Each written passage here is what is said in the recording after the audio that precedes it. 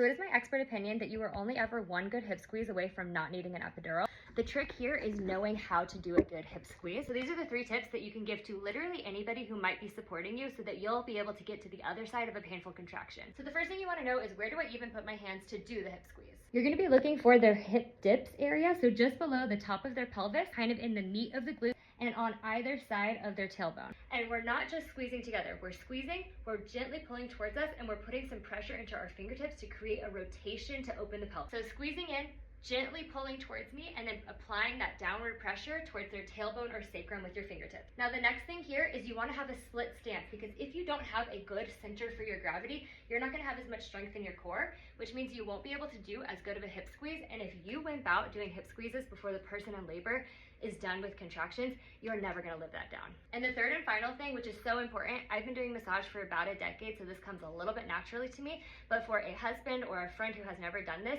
only bring the amount of pressure that is absolutely necessary to get the job done.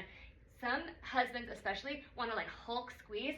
This is still your person, okay? They're just a little body. They need some pressure, but just the right amount of pressure in order for them to feel that relief. That requires communication. So you're gonna be asking, how does this feel? Is this the right pressure? Do you want more?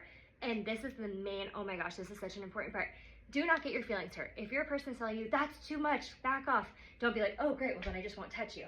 You gotta keep with it, okay? They're doing a lot, do not make it about you. If they tell you that's too much, stop touching me, whatever, give them a beat, come back to it when they're ready. If they're like, are you a weakling? I need more pressure. That's okay, don't get your feelings hurt. You just must be a little bit of a weakling. You're gonna button your core, squeeze your belly button to your spine, and bring a nice hip squeeze to the situation.